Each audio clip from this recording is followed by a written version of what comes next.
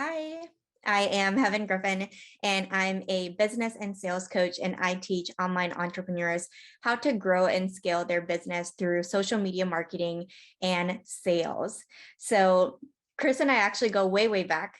He's seen me where I didn't have kids, and I used to have three jobs and was just working, going to school, really trying to figure out my life. And so, this has been a journey to now be on this podcast. So, Chris, thank you so much for having me. Well, thank you for coming on the show, and let's just dive in. What is something that inspires you to start your own business? So, what really inspired me to start my own business was when I got pregnant with my first baby. I was 20 years old and I decided to become a stay at home mom. I used to live in Tennessee and I picked up everything, quit my jobs, moved down to Texas where my family was at. And I decided, how am I going to contribute to my family? Because my husband just joined the military and fiance at the time. And so he just joined the military. I was really trying to figure it all out. And I just went the stay at home mom route. So it was just much more affordable that way. And I knew I wanted to be there the whole time as my baby was growing up. So I kind of had to figure out, how am I going to grow myself while also being able to be present with my baby? So I've never loved just staying at home. And I feel like that's a lot of work as well. But I really wanted more for myself. So I ended up still going to school online and finishing my business degree, my bachelor's. And then I was literally in the hospital. I had given birth and I opened up my computer. At the time, I was blogging for a few months online about anything from finances to beauty to sales to business, just anything I could talk about.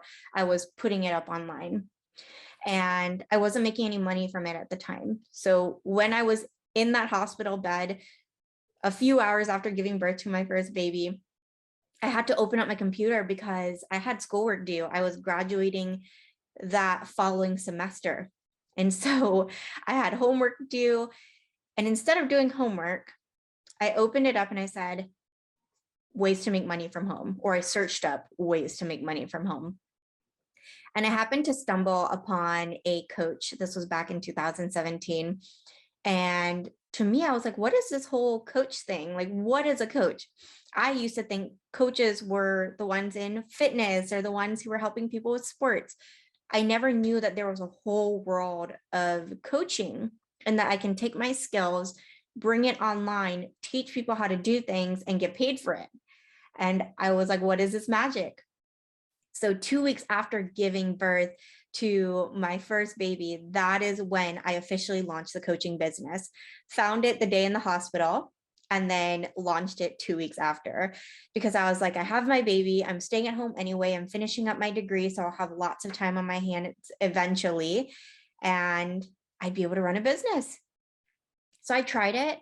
I ended up talking to people about manifestation and law of attraction and sales, because I used to be a sales manager and sales advisor before I became a stay-at-home mom.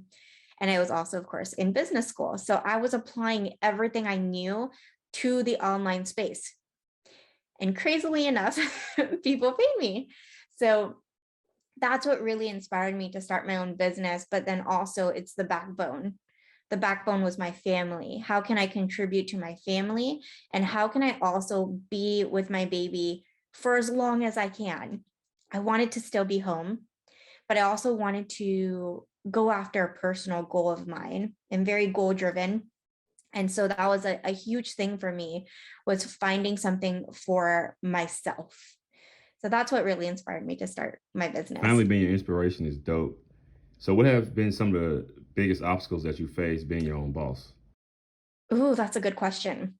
The biggest obstacle I face in being my own boss, I would say it's a lot of trust. I would say my biggest thing is the feminine aspect of trust, because I am very much in control a lot of the times of the things that happen in my business. And when I first started building my team, I remember at once hiring three team members at a time. didn't know how to lead them, didn't know how to give them, the tasks that needed to be done and trust that they would get it done. I found that for me, it was hard for me to trust that someone else can do it as good as I can do it. And that was definitely an ego thing as well, right? If I could say, oh, I could do this anyway in like half the time than someone else would, I would take it on. But my problem was my business was growing. I was still a stay-at-home mom. At the time, my husband was still in active duty military. How was I trying to do all of this on my own? So I had to really lean into trusting my team. And if I could tell myself, you can do this in half the time, then why don't you teach your own team member how to also do it in half the time, how to also be efficient? So it took a lot of leadership skills and me really checking in with my ego to say, although you can do it, you can trust the people you hire to do it for you. That was the biggest thing. It was trust in my team, trust in myself that I knew what I was doing. And a big piece was trust in God. I am very much a faith-driven entrepreneur. I incorporate God into my content. And so when I really had to ask myself, what am I doing this for? What is my purpose? What is the message I'm speaking to my audience? A lot of that allowed me to lean into God and say, hey, I trust, I know where I'm going, but I also trust that I don't have to know every piece that it's going to take to get to where I want to be. So that was a big piece, was definitely a ton of trust in many people and God. Definitely feel you on that. So, how do you balance it all, being a mom, a wife, and running your own business? Wow, yeah, that's definitely a good one. These questions are getting better. So how I balance it all, being a wife, a mom, and running a business. So I now have 3 kids. My oldest is currently 4. My second is, she's about to be 3. And then my youngest is 11 months old. And so I have 3 kids all within just like months apart, like maybe 18 months. I don't really track the whole thing. But they have definitely been close. So thankfully, my business has allowed me to bring my husband home full time from active duty military. So once his contract ended for active duty, he went ahead and switched over to reserves, and he gets to stay home with our kids and he gets to raise our kids. So we kind of switched roles. Originally, when I was running my business, I was a mom of 2 at the time. My husband was still military. And I was basically waking up at 4 a.m. just to do like my side hustle, and then worked on my business. I would have client calls in the evening when I knew I could get help from family because my husband was deployed. And so there were so many different things where I had to figure it out. I worked during nap times. I waited until the kids were in bed. I would wake up before they got out of bed. It was just a lot of figuring it out. Thankfully, I do have clients who are majority moms. I didn't mean to attract 100% moms, but the way my branding was, I incorporated my kids into everything. I just attracted moms. And so they totally understood if I was breastfeeding a baby and we were on a client call.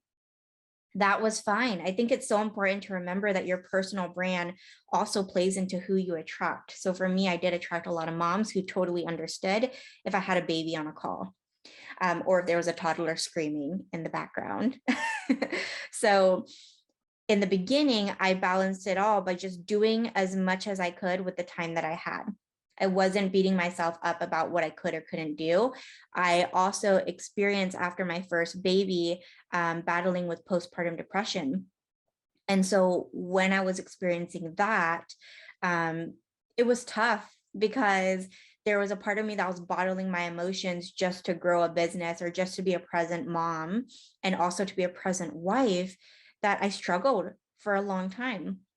And so when I recognized that, I said, I've got to get help. So I got help from a coach. I got help professionally. I got help from my husband, got help from family. I just made sure I was willing to ask for the help and the support.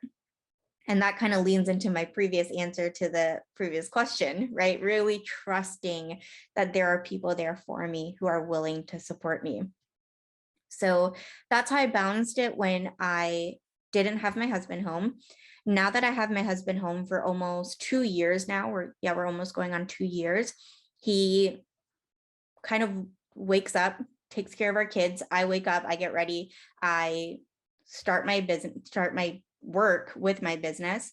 And then we kind of just work that out during the day. I usually get up at 6-ish.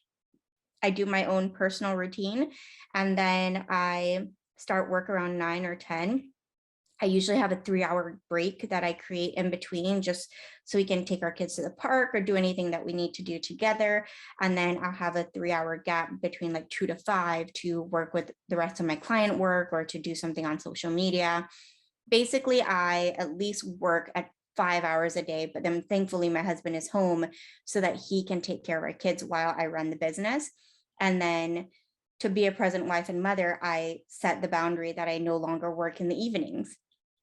Versus before I brought my husband home, I was working in the evenings because that was the best time that I could have when I had help.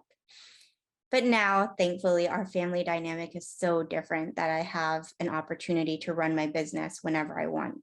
But that took time also. I started in 2017. It's now 2022. So we're in the 5th year.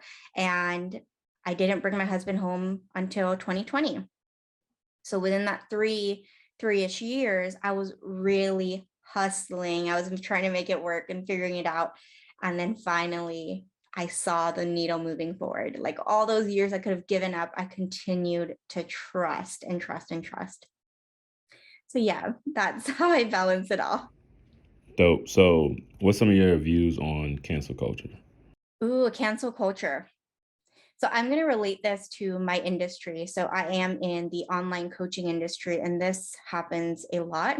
I'm not really into the pop culture. I don't really keep up with politics, to be quite honest with you. I more so really stay within my industry and I focus on that.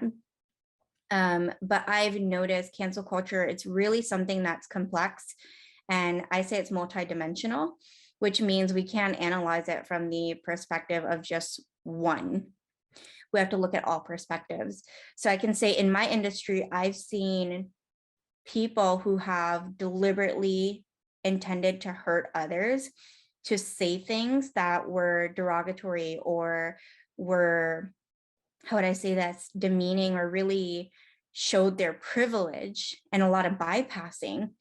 And even when they were called out by people of all colors, the way that there's, I'm thinking of one specific person, the way that this person handled it was they blamed it on their team, and they just kept the ball moving, and they just kept focusing on who do I want to attract, and I don't care about all of these people who are calling me out. I feel like that one was definitely something that needed to be called out, because she wasn't, how would I say this? She wasn't taking into account all experiences, all lived experiences, and there was a lot of bypassing from her end, and she's well known for this. And so this is where I'm like, when we look at both perspectives, even when she brought her voice into it and when other people were bringing their voice into it, you can tell that she was trying to silence other voices. When I see that, it all makes sense, because someone wouldn't want someone being in a leadership position that is claiming to have good intents but has underlying intents, even when the truth comes out. There's another person in the industry I can think of where her situation was taken totally out of context. Behind the scenes, she was being extorted, or they were trying to extort her, but then the truth came out from both sides again. So I think it's so important to look, because people are so quick to try to cancel someone or tweet, oh, they're canceled, they said this, or this is what I experienced, so let's cancel them, or let's beat down their door, beat down their social media DMs, you know what I mean? And so I think it's, again, multidimensional, because you have to look at all aspects. And I think it's also situational. We really have to look at it from the lens of how can I review all perspectives and make an informed decision, because just because I may not agree with them doesn't necessarily mean they're wrong, unless they are actually wrong, or maliciously, or ethically, or just all of those aspects. If they have the intent to hurt someone or to intentionally put down a certain group. So there's so many moving parts with cancel culture that I think it's so important to look at all perspectives. That's my biggest takeaway. And because I never want to immediately judge someone, that is not my place. Like I said, I'm very faith driven. I am not going to be the person that they're knocking on. Like I know my name's Heaven, but they're not knocking on my door. So it's really important to know that it's not about immediate judgment, but how can I look at all of these aspects and take into account every experience to make an informed decision about how I feel about this creator or this leader or this expert or coach or whatever you're looking at. So that's my biggest takeaway on cancel culture. Definitely agree. How can people get in contact with you on social media? Yeah, you can find me on social media. My Instagram is at Heaven Griffin _. That is my most active place. I share so many things with my kids, my husband, my business, a lot of sales techniques and social media marketing tips. But you can also find my website at heavengriffin.com. Made it super easy. So yeah, you can find me there and we can connect on there as well. Guys, make sure y'all follow her, and thank you for coming on the show. Awesome. Well, thank you for having me, Chris. It was so nice being on this podcast. I've seen this podcast grow and I'm just so excited for what else there is to come. Bye, everyone.